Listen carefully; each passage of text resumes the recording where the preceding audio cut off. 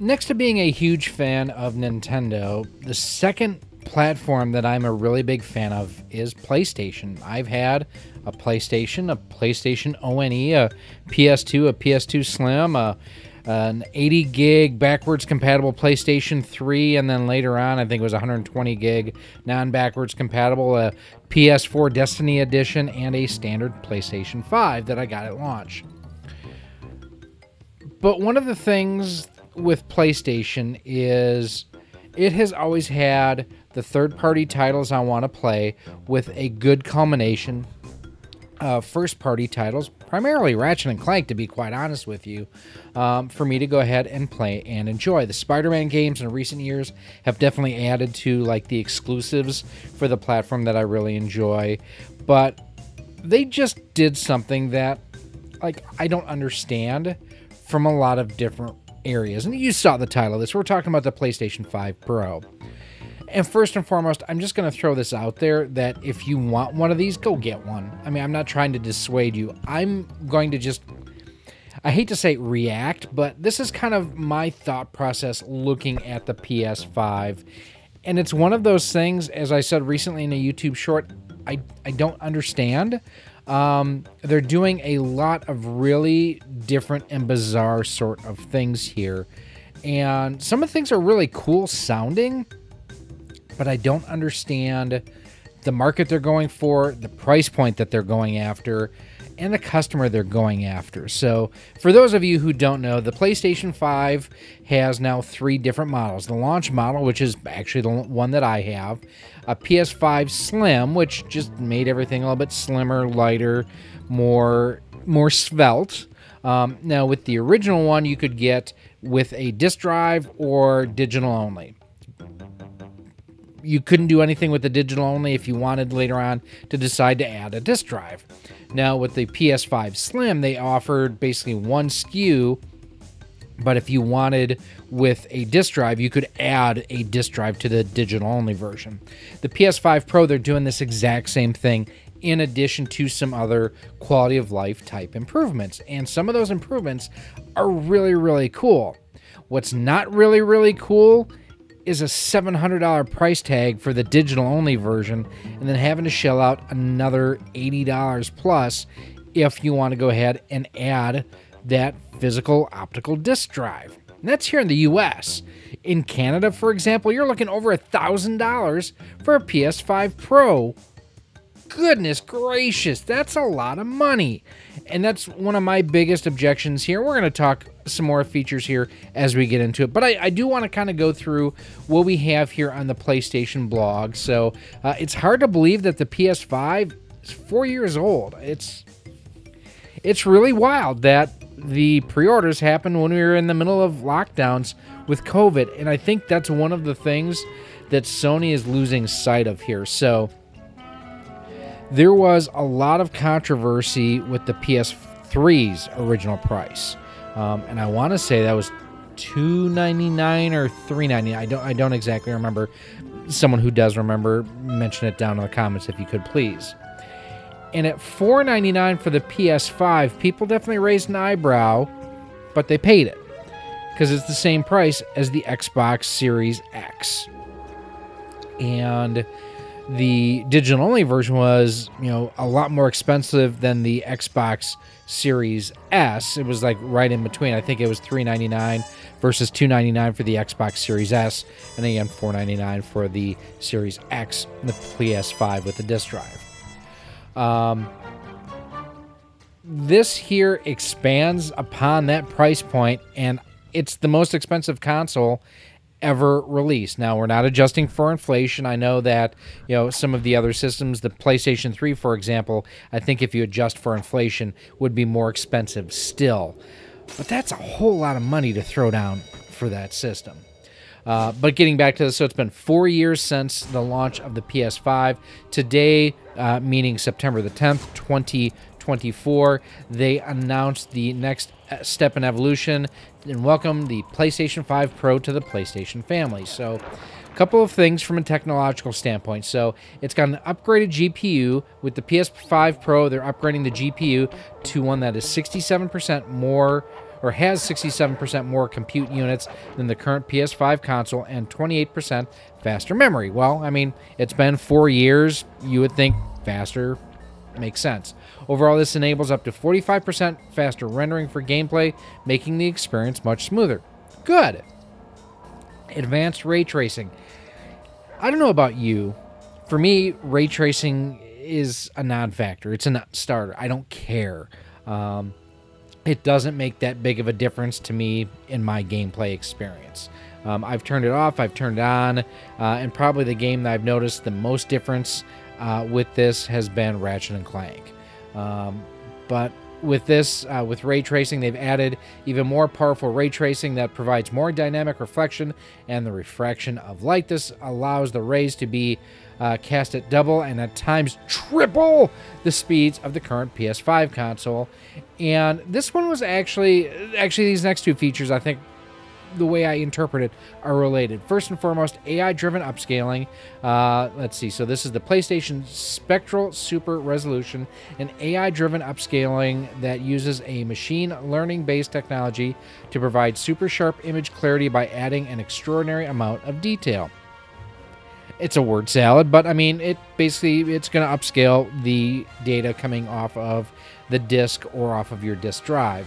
And then the other thing that it does is it has enhancements that they're calling PS5 Pro Game Boost, which applies to more than 8,500 backward compatible PS4 games that you can play on PS5 Pro, and it may stabilize or improve the performance of supported PS4 and PS5 games.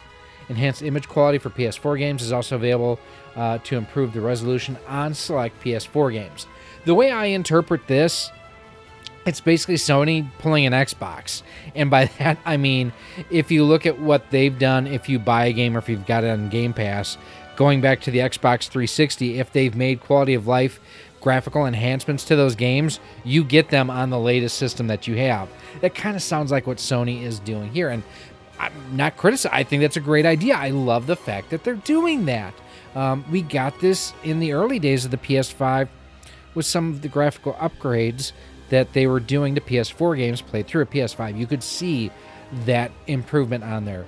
PS5 Pro also has Wi-Fi 7, which is good. How they're going to use it, don't know yet. VRR and 8K gaming is also supported. And now we're kind of getting into the why does it matter? First of all, 8K gaming. Show me an 8K game. I'll wait. Yeah, there ain't none yet. Show me the install base for 8K TVs. Yeah, that's really not existent either. So they're serving a market that doesn't exist. There's no demand for it yet. And to be honest with you, the demand for 4K gaming isn't really there for the general masses. Now, those who have, certain tastes as far as they need the best of the best of the best, that install base is there for 4K. But for 8K, yeah, that's going to be quite a while. I mean, I look broadcast television-wise in my area. One of my local stations still does not broadcast in 1080p. It's 720p. 8K is a long way off. But looking at what they've added technology-wise versus what they've added cost-wise and what they've removed. Let's talk about what they've removed. Like I mentioned earlier, the disk drive is something that they are selling separate, just like the PS5 Slim. And I misspoke in my recent YouTube short. I said, it would be great if it would be $699 for the unit with a disk drive. And then what I misspoke is I said $519 without. I meant $619. So thank you to the individual who pointed that out. I did misspeak there. And I'll reiterate that. I really wish at $699 they had the disk drive. And if anything, you back that cost out to maybe even to $599. And that way you make it an incentive for someone to buy the digital only, and for only $80 more, you get the disk drive after the fact, depending on which units you want to ship. The other thing that for me is a major kind of bummer is they're including this with the PS5 Pro. This is the standard DualSense, and I like this controller. What I hate about this controller are the sticks, because they get drift very badly. This is my launch day controller, and I was able to use it for about 4 months before it developed drift. And I don't play fighting games. I don't play, intense games. I'm playing racing games and MLB The Show and Spider-Man and, stuff like that. So I'm not putting these and abusing these like other people have. I would have really liked, at this price point, the DualSense Edge. It's a great controller. It has sticks you can replace if need be. Has back pedals. It is a great controller. I have one. I absolutely love it. If you haven't seen my review of it, I will have it linked for you right up there where you can check it out. So I'm disappointed it's a standard. For a Pro system, why not include their Pro level controller? So no disk drive, no Pro level controller. There's no vertical stand included. You have to buy that separately too. Like, I understand part of this price increase is to adjust for inflation, because unless you're living under a rock, everything has been more expensive the last 4 years, pretty much since they carpet bombed the economies of the world with a bunch of stimulus money. Not getting into politics, that's just what happened. So increasing the price and releasing a new system allows them to kind of recoup any losses from inflation. Nintendo did that with the Switch OLED. $349 versus $299 covered, I'm sure that it didn't cost them an extra $50 to go and put an OLED screen in there, but it also allowed them to build in some inflation protection on that price. Well, at $699, the fact that they couldn't include a cheap, molded sort of vertical stand for the PS5 Pro, I don't understand. And speaking of inflation and whatnot, watching what Sony is doing here, this to me is a tone-deaf release. People are, I'm not going to say they're hurting financially, but they are definitely feeling the pain. Real wages are down across the board, across the world.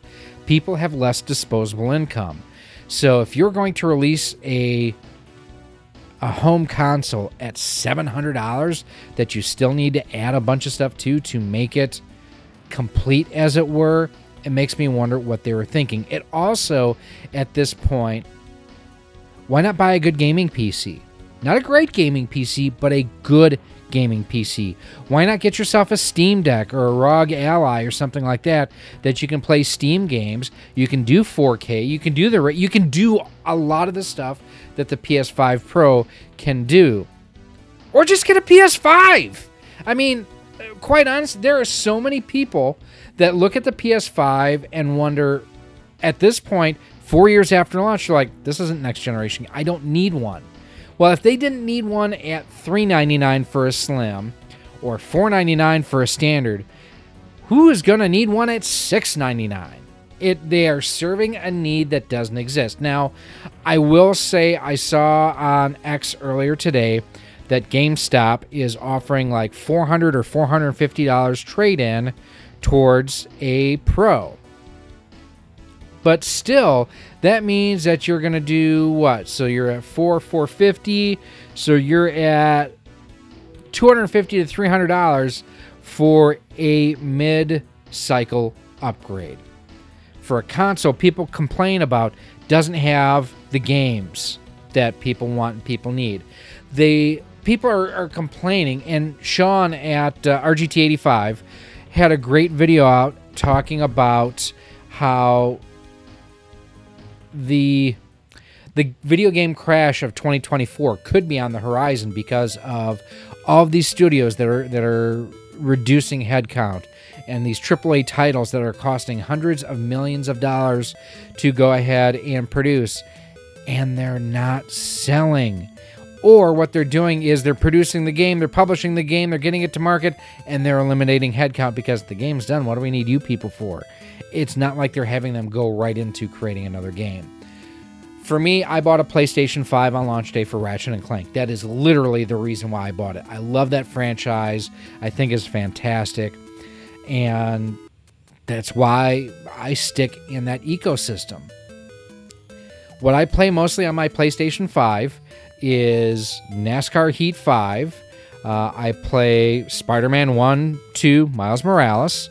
And 1 and Miles Morales are also available on PlayStation 4. NASCAR Heat 5 is a PlayStation 4 game. And I play MLB The Show. Those are the primary games I play on my PlayStation 5. Beyond that, I'm playing the Switch. Locked at 1080p in docked mode or 720p in handheld mode. Would I like a faster Switch? Hell yeah. Navigating through the eShop on a Switch is painful.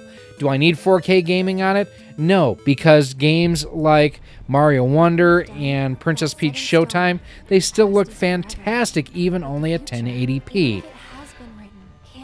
The PC Master Race folks have got an advantage here compared to the PS5 Pro, because the price difference on a good gaming PC to a PS5 Pro isn't that significant. And if you use something like Xbox Game Pass, you'll be able to play these third-party games without any problems. You'll just be missing out on the Sony exclusives, which, quite honestly, they've been bringing to PC. So I don't begrudge anyone who wants a PS5 Pro. I'll admit, I kind of want one myself, but I don't want one at $700. It is not worth it to me, especially with all the enhancements and then the corners cut. And maybe that's where I will leave this here, is the fact that if you look at any other previous mid-generation cycle refresh, it's generally either a price reduction or at the very least they're adding a variant, and you have 2 price points where you have a higher and a lower price point, or you're maintaining the same. The fact that they're almost doubling the cost of the PlayStation 5, like, barrier to entry has to be a consideration. Who do they think is going to afford this? I don't know. Like I say, after recording my short talking about this, seeing some of the people's reactions to that, I wanted to expand on that a little bit here as well. Now, one final thing too, those who may have watched Adam Korlick's video on this same topic, if you haven't checked it out, I will have that linked. Go ahead and check that out too. I'll admit, I did the thumbnail for that video for him. I have not watched it prior to filming this video, so I don't know what his take is on it above and beyond. He and I are both kind of on the same page of, man, is this gonna sell? Is it gonna be DOA? And that's one of the reasons I put in his thumbnail. Is it DOA? And I haven't even thought of my thumbnail for this one yet, but it's one of those things that it could be successful, but man, I don't see how at this price point. At least that's just me. Let me know what your thoughts are on this down in the comments. If you haven't done so yet, make sure you check out our YouTube short where we talked about this too. And like I mentioned, I've had stick drift problems with the original PlayStation DualSense controller. Check out my review I did on the DualSense Edge. It's so good. I'll have it linked for you right here. Make sure you check it out. If you're a PlayStation owner, I think you'll love this controller.